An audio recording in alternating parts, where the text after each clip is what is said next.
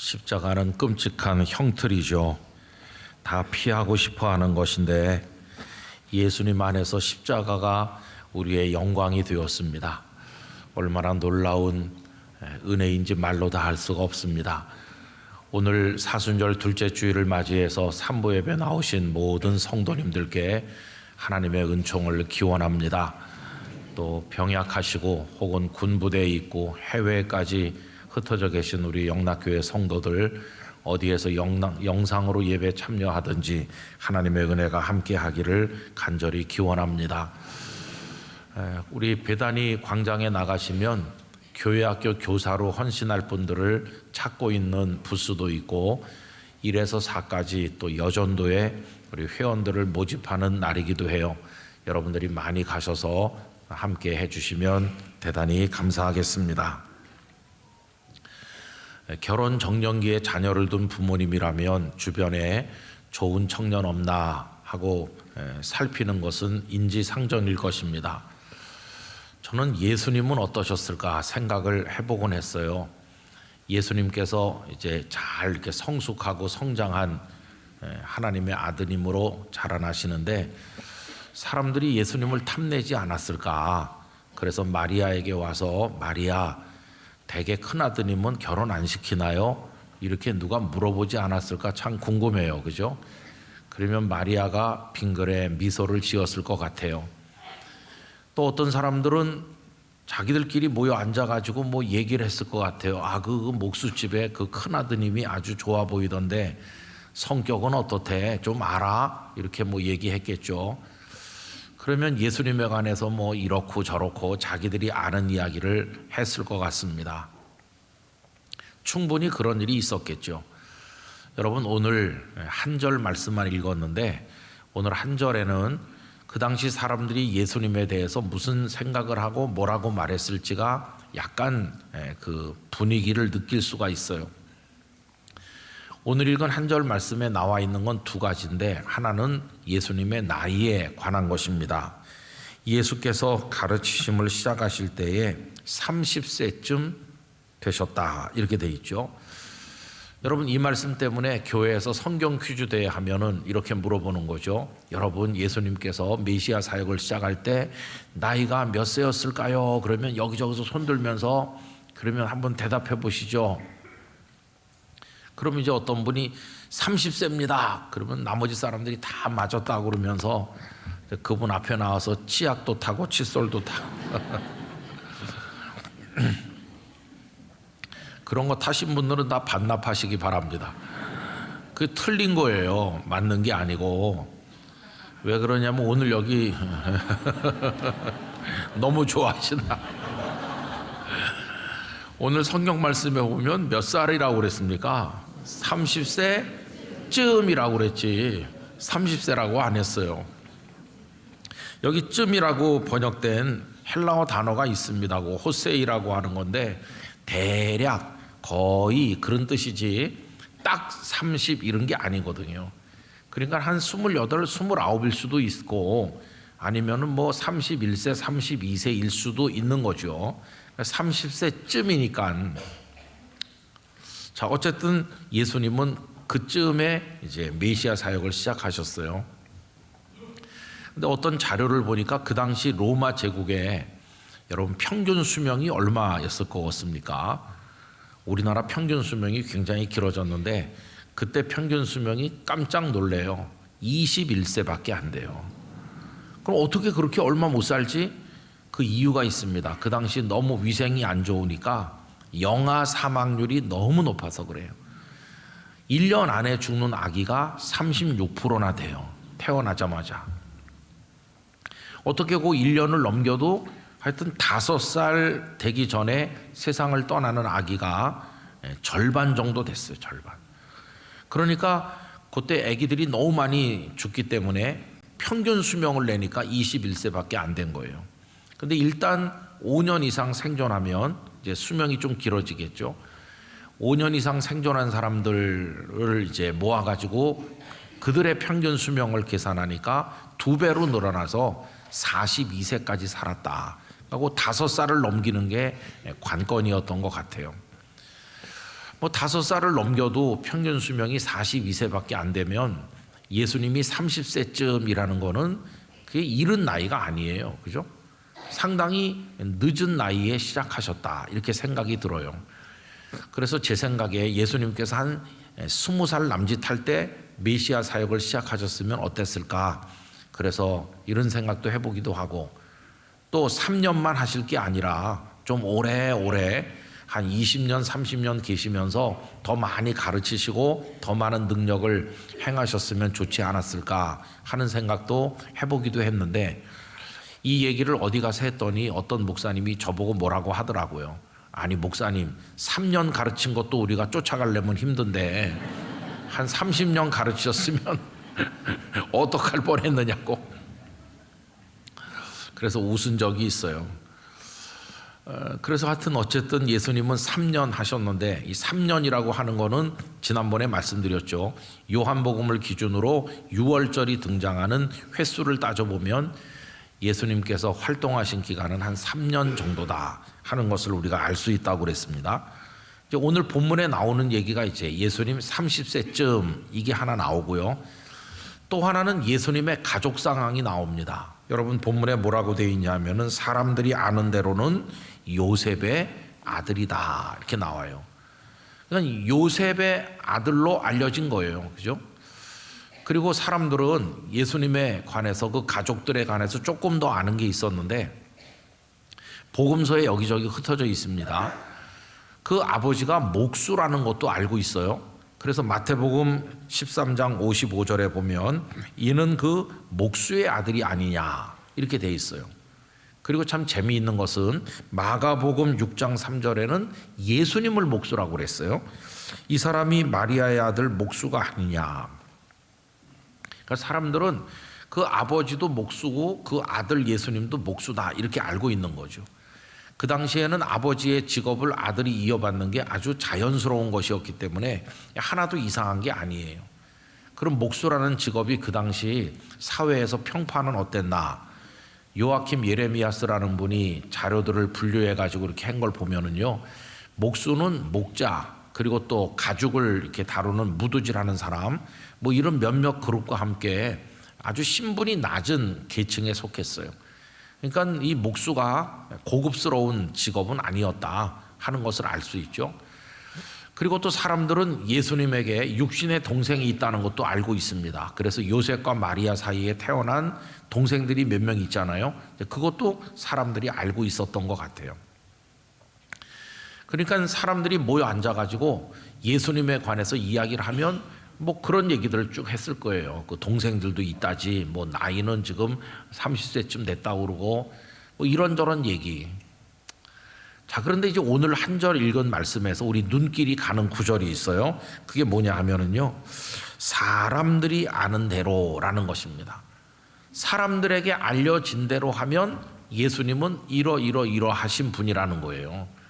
근데 여기 사람들이 아는 대로라고 할 때 아는 대로라고 번역된 노미조라고 하는 단어는 그렇다고 생각한다, 그럴 거라고 여기고 있다, 뭐 그런 거예요.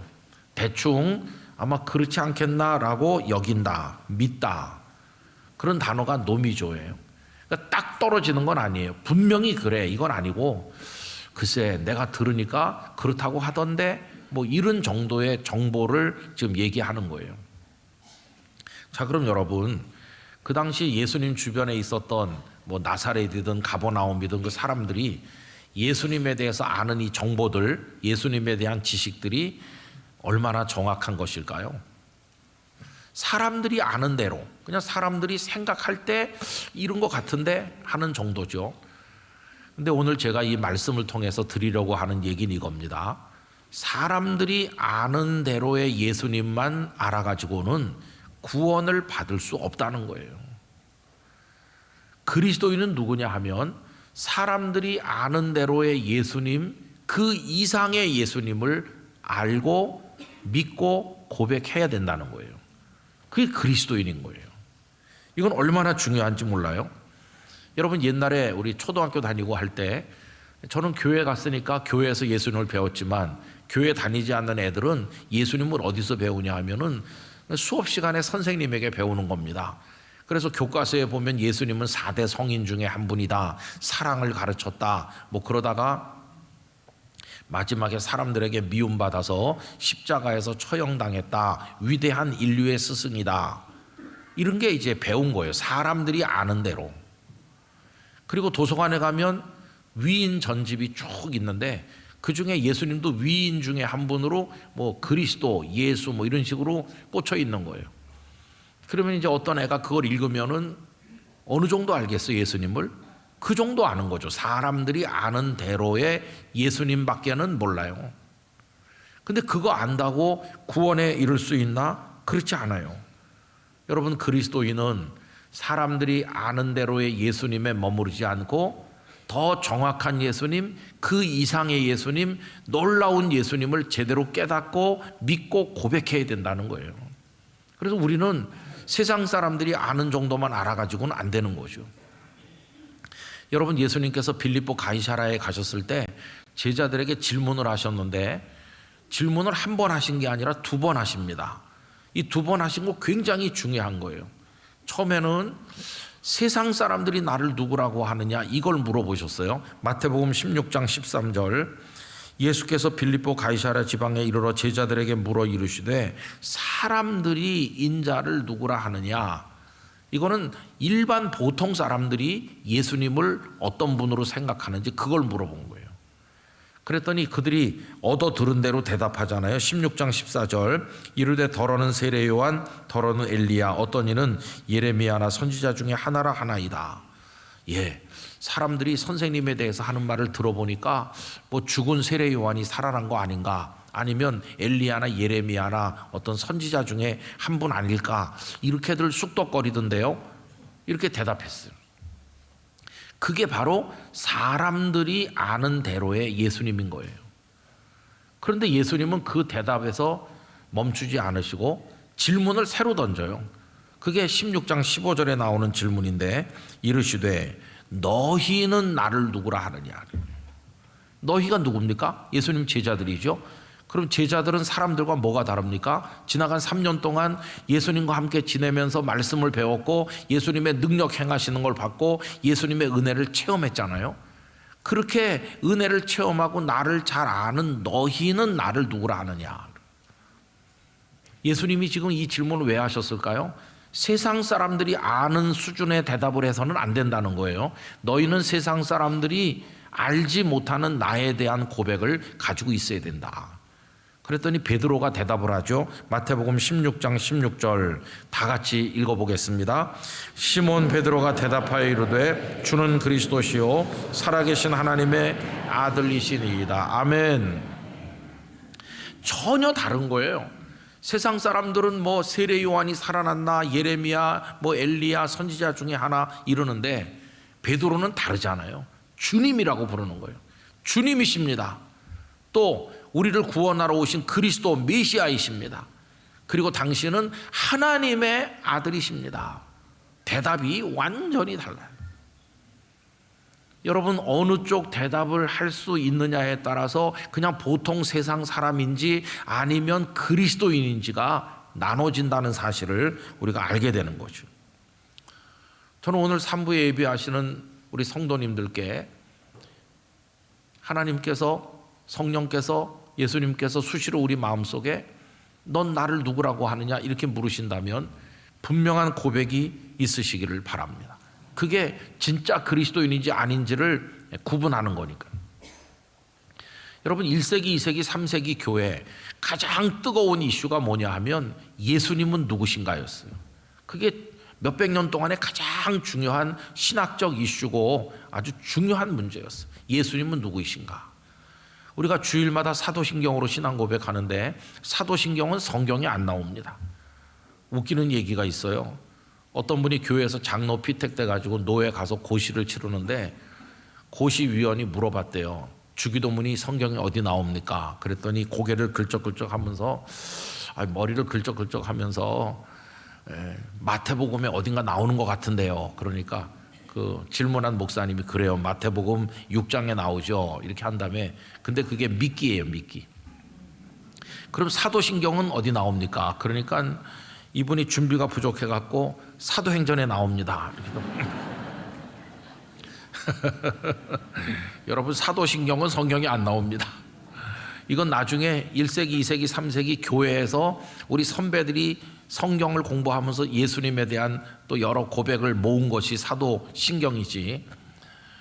근데 그 사도신경을 여러분 보면은 이게 균형이 안 맞아요. 처음에 성부, 성자, 성령 삼위일체 하나님에 관한 얘기가 나오는데 성부 하나님은 한 줄밖에 없어요. 그죠? 전능하시다. 천지의 창조주이시다. 그리고 우리의 아버지시다. 전능하셔서 천지를 창조하신 우리 아버지, 요거밖에 없어요. 아주 짧아요. 성부 하나님에 대해서는. 아니 왜 좀 길게 안 하고 짧게 했을까? 그 이유는 이슈가 아닌 거예요. 여러분, 유대 지도자들 그리고 유대 교인들, 예수님을 믿는 사람들을 핍박하던 그 사람들도 구약 성경을 다 알고 있거든요. 거기 보면 하나님 전능하시고 우리 아버지시고 천지를 창조하셨다. 그들도 알고 믿는 거잖아요. 그러면 예수님을 믿는 예수님의 사람들은 어떻습니까? 그들도 구약 성경을 알기 때문에 전능하시고 우리 아버지시고 천지를 창조하셨다는 것을 다 똑같이 알고 믿고 있어요. 그러니까 성부 하나님이 누구신가에 대해서는 의견이 일치하는 거예요. 그러니까 짧게 그냥 하는 거예요. 그런데 예수님이 누구신가에 대해서는 전혀 생각이 달라요. 그래서 초대교회 우리 선배들은 예수님에 관해서는 길게 고백했습니다. 동정녀 마리아에게 나신 것부터 시작해서 우리를 심판하러 다시 오신다까지 굉장히 길어요. 왜냐하면 세상 사람들이 예수님을 인정하려고 하지 않았기 때문에, 그들에 대해서 우리는 이렇게 믿는다는 걸 강조하기 위해서 예수님에 대한 고백이 길어진 것이.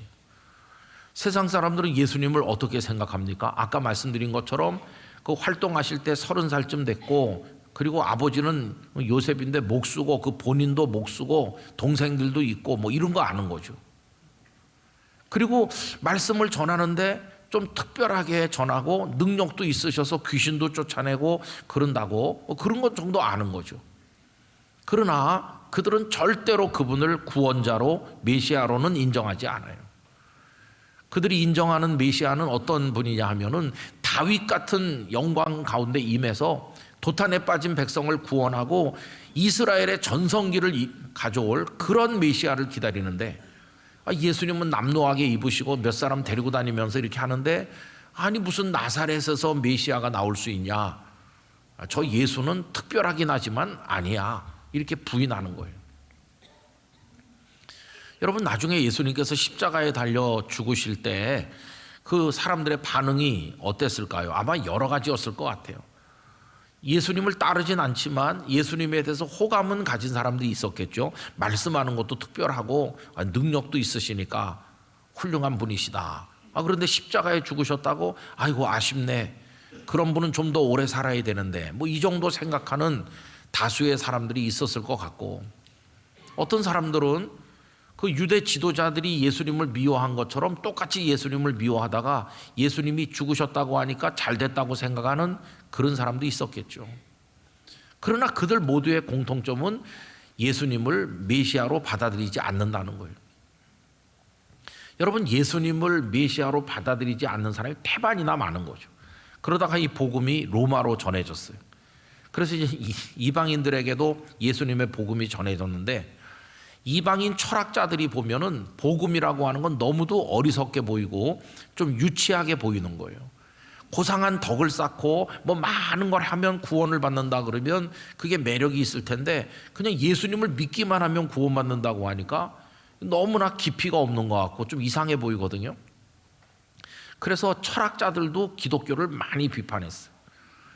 그중에 2세기에 살았던 켈소스 같은 사람은 알레데이아 로고스, 참 말씀이라고 번역되는 그런 책에서 예수님을 정말 헐뜯었어요. 예수는 로마 군인과 마리아 사이에서 태어난 사생아다, 이런 식으로 예수님을 비아냥거렸어요. 이 켈수스가 쓴 그 책은 지금 전해지지 않는데, 오리게네스라는 우리 믿음의 선배가 쓰신 책 속에 보면 켈수스가 그렇게 예수님을 비방했다는 게 거기 나와 있어서 우리가 간접적으로 아는 겁니다. 이렇게 이 세상은 예수님을 인정하지 않고 그냥 자기들이 아는 상식 수준에서만 예수님을 설명했어요. 그래서 그들은 그리스도인이 아닌 겁니다. 그럼 여러분, 그리스도인은 어떤 사람들인가요? 온 세상이 예수님을 그 정도로만 얘기하고 비아냥거리고 구주로 인정하지 않을 때 예수님의 사람들은 전혀 다르게 고백했어요. 아까 베드로가 주님으로 고백했잖아요. 구원자 그리스도라고 고백했잖아요. 그리고 하나님의 아들이시라고 고백했잖아요. 뿐만 아니라 그 당시 예수님의 사람들은 예수님께서 우리를 위해서 죄를 짊어지시고 십자가에서 죽으시고 그 보혈로 우리의 죄를 씻는다는 것을 믿었어요. 그러면서 그분은 죽음 가운데 남아있지 않으시고 무덤의 권세를 깨뜨리시고 부활하셨다는 걸 믿었어요. 그리고 하나님의 아들로서 이 땅을 심판하러 오신다는 걸 믿었어요. 그리고 그 예수님을 믿는 사람은 멸망하지 않고 그가 어떤 죄를 지은 사람이든지 간에 영생을 얻는 하나님의 자녀가 된다는 사실을 믿었어요. 우리는 그런 사람들을 그리스도인이라고 하는 것이에요. 여러분, 오늘 우리가 이 자리에 이렇게 모여 있는 이유가 뭡니까? 그냥 예수님에 대한 사람들이 알고 있는 수준의 이야기를 들으려고 온 건 아니죠. 우리는 들으려고 왔다기보다는 사람들이 알지도 못하는 그 예수님에 대한 특별한 것을 고백하기 위해서 모인 것이죠. 오늘 우리는 예수님을 우리의 주님으로 믿습니다. 예수님을 하나님의 아들로 믿습니다. 나의 죄를 씻은 분으로 믿습니다. 나의 유일한 구주로 믿습니다. 예수님 안에서 영생을 얻은 것을 우리 믿습니다. 예수님 안에서 하나님의 자녀가 된 걸 믿고 예수님 안에서 영원한 천국의 백성이 된 걸 우리는 믿고 고백하고 선포하고 있는 것이, 그래서 우리는 그리스도인인 것이에요. 오늘 삼부 예배에 참여한 여러분 모두 예수님 안에서 예수님의 사람, 하나님의 자녀, 그리스도인이 된 것을 축하합니다. 이 복을 우리가 받은 것이에요. 그럼 세상 사람들이 예수님에 대해서 자기들이 아는 대로 말하는 거랑 우리가 고백하는 게 왜 이렇게 내용이 다를까? 여러분, 세상 사람들은 떠도는 이야기를 종합해서 말하는 거고 우리는 예수님을 이야기할 때 전혀 근거가 달라요. 그 가장 큰 근거는 이 하나님의 계시인 말씀이에요. 예수님이 주님이신 걸 어떻게 알았나? 말씀이 가르쳐 주죠. 예수님이 하나님의 아들이신 걸 어떻게 알나? 말씀이 가르쳐 주죠. 예수님이 내 죄를 위해 십자가 지신 걸 어떻게 아나? 말씀이 알려주죠. 예수님을 믿으면 구원받는 걸 어떻게 하나? 말씀이 알려주죠. 여러분이 하나님의 계시의 말씀 속에서 예수님에 관한 더 풍성한 것들을 깨닫고 믿고 고백하게 되시기를 바랍니다. 사람들이 그럴 리 없어 라고 말할 때 우리는 이 계시의 말씀을 통해서 예수님만이 유일한 우리의 생명의 구주 되신다는 사실을 우리는 믿고 고백하고 있는 것이, 여러분, 이게 얼마나 놀라운 축복인지 말로 다 할 수가 없는 것이. 그래서 뭐 역사책, 어떤 교양서적, 어떤 영상에서 보니까 뭐 예수님이 이렇다던데 그게 아니고 여러분, 하나님의 말씀 속에서 예수님을 만나시기를 바랍니다. 확고부동한 예수님에 대한 고백을 가지게 되시기를 축복합니다. 그래야 그리스도인인 거예요. 그리고 이제 거기에 얹어서 사람들은 자기들이 아는 수준대로 말하는데 우리에게는 또 하나 예수님에 대해서 고백할 수 있는 뭐가가 있어요. 그게 뭐냐 하면은 우리의 신앙과 인생의 과정 속에 예수님께서 우리와 함께 하신다는 거예요. 그러면서 우리에게 위로하시고 은혜를 베푸시고 우리에게 나타나 보이시고 우리의 마음을 변화시키시고 우리를 이끌어 가시는 그 은혜를 우리들은 체험하면서 살기 때문에 예수님에 관한 고백이 풍성해진다는 것이. 여러분, 저는 너희들은 나를 누구라 하느냐고 제자들에게 물으신 그 질문이 현재 진행형의 질문이라고 생각합니다. 오늘 우리 성도들에게 예수님께서 너는 나를 누구라고 하느냐라고 물으신다면 여러분 어떤 답을 하시겠어요? 제가 어제 이 설교 원고를 정리하면서 예수님이 나보고 김 목사 넌 나를 누구라고 하느냐 이렇게 하면 뭐라고 대답할까? 그런 생각을 해봤어요. 물론 베드로처럼 대답할 수 있죠. 주는 그리스도시요 살아계신 하나님의 아들이시니이다 이렇게 할 수 있는데 그거 말고 내 가슴 속에 사무쳐 있는 예수님을 나는 어떻게 고백하지? 근데 여러분, 입으로 고백하기 전에 눈물부터 나는 거예요. 입으로 고백할 수가 없어요. 왜냐하면은 그 예수님께서 지금까지 살아오는 생애 동안에 얼마나 위로가 되시고 인도자가 되시고 허물 많은 내 죄를 용서하시고 얼마나 많은 은혜를 베푸시고 예수님 때문에 살았고 앞으로도 예수님 때문에 살 건데 이걸 뭐 어떻게 한 문장으로 표현하겠어요? 너는 나를 누구라고 하느냐 그러면은 그냥 가슴이 울컥하고 예수님 뭐 어떻게 더 길게 말할 수가 없어요.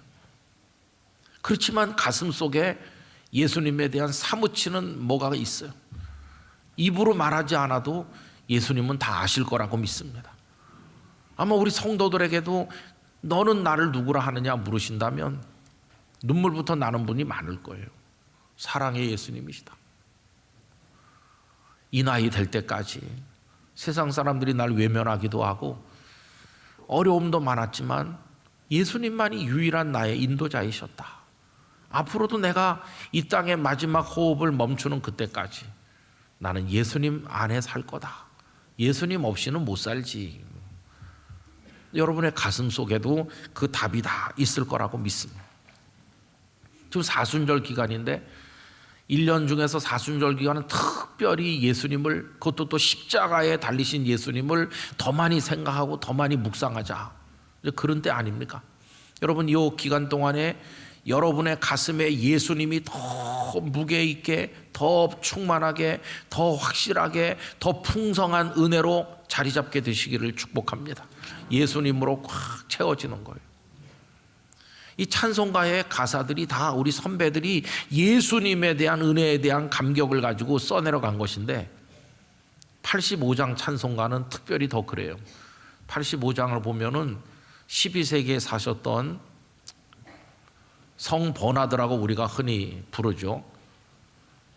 그 베르나르도, 그분이 쓰신 글이 나와 있어. 그게 찬송가 가사입니다. 이분은 시토 수도원의 창립자라고도 알려져 있는데 수도 생활을 엄격하게 하면서 하나님을 늘 바라보고 예수 그리스도를 묵상했어요. 이분이 하나님의 사랑에 관한 책을 쓰기도 한 분이죠. 이 끌레르보의 베르나르도, 그분이 쓰신 가사가 지금 800년이나 지난 오늘 우리의 심금을 울리는 거예요. 여러분, 85장 가사는 이래요. 구주를 생각만 해도 이렇게 좋거든. 여러분, 구주를 예수님하고 생각하면 좋습니까? 얼마나 좋으신가요? 이분은 이렇게 좋다고 그래요. 구주를 생각만 해도 이렇게 좋은데, 그 다음 가사가 뭐냐 하면 주 얼굴 배울 때야 얼마나 좋으랴. 여러분이 1절을 진심으로 찬양할 수 있는 사람은 빨리 천국 가고 싶어 할 것 같아요. 생각만 해도 좋은데. 만민의 구주 예수의 귀하신 이름은 천지에 있는 이름 중 비할 데 없도다. 세상에 권력 있는 사람의 이름, 돈 많은 사람의 이름, 유명한 사람의 이름 많아요. 그들이 우리를 부른다 그러면 그냥 버선발로 뛰어나갈 것 같은데 그 많은 이름들 중에 가장 귀한 이름 예수님입니다. 예수님. 나중에 천국문에 들어갈 때 예수님의 이름으로 들어가는 거예요. 예수님. 3절은 이래요. 참 회개하는 자에게 소망이 되시고 구하고 찾는 자에게 기쁨이 되신다. 여러분, 가난한 사람 돕는 사회도 있고 아픈 사람 치료해 주는 사회도 있고 자비를 베푸는 세상이잖아요. 그런데 죄인에 대해서는 자비가 없어요. 너 나쁜 놈이야, 벌 받아야 돼, 죽어야 돼. 연약한 자들은 불쌍히 여기는 사회도 죄인에 대해서는 가차 없어요. 그런데 예수님은 죄인에게까지도 자비를 베풀어서 너 회개해라, 살 길을 주시고, 죄인은 희망이 다 끊어진 줄 알았는데 참 회개하는 자에게 소망이 되시는 유일한 분이 예수님이세요. 예수의 넓은 사랑을 어찌다 말하랴. 주사랑 받은 사람만 그 사랑 알도다. 사랑을 받아본 사람만 아는 거예요. 주님의 사랑을 받아보지 못한 사람은 음식을 먹어보지 않은 사람처럼 사랑을 몰라요. 저는 여러분들이 낮이면 낮대로 밤이면 밤대로 잔잔하기도 하고 어떤 땐 강렬하기도 한 그 예수님의 사랑을 많이 많이 체험하시기 바랍니다. 그걸 사모하시기 바랍니다. 마지막 절은 이래요. 사랑의 구주 예수여 내 기쁨 되시고 이제부터 영원히 영광이 되소서. 이 세상에 우리의 명예, 우리의 면류관, 우리의 영광이 되는 게 뭐 좋은 것들 많지만 그건 다 쓰러져 없어지는 것이고 우리의 영원한 기쁨이 되시고 영광이 되시는 분은 주 예수 그리스도뿐이세요. 여러분, 사순절은 예수님은 누구이신가? 라는 질문을 나의 고백으로 표현하는 절기예요. 여러분의 가슴에 우러나오는 기쁨, 어떤 땐 눈물 어린 감사, 그런 것들을 지난주에 받으신 기도 노트에다가 써내려 가시기 바랍니다. 주님 사랑합니다. 주님의 은혜가 이렇게 크네요. 오늘도 이런 은혜를 깨달았습니다. 제 마음에 간절한 감사와 기도가 있습니다. 쭉 써내려 가면서 그 노트를 주님께 대한 고백으로 가득히 채워나가시길 바랍니다. 그러면 굳이 입 밖으로 내지 않아도 우리 가슴에 사무치는 그 예수님에 관한 모든 것을 우리 주님이 다 보시고 알 것이에요. 여러분, 그 주님과의 교제가 무르익고 깊어가는 사순절이 되시기를 바랍니다. 예수님, 우리의 전부이십니다. 우리 성도님들에게 그런 예수님으로 다가오시기를 원하고 그런 고백으로 사시기를 간절히 축원합니다. 거룩하신 아버지 하나님, 예수님을 저희에게 보내주셔서 감사합니다. 예수님을 사랑하고 사랑받고 예수님 안에 거하고 예수님을 따라가고 예수님을 만나고 그 은혜의 맛을 보며 기뻐 뛰며 하나님 앞에 살아가도록 은혜를 주옵소서. 예수님 이름으로 기도 올립니다. 아멘.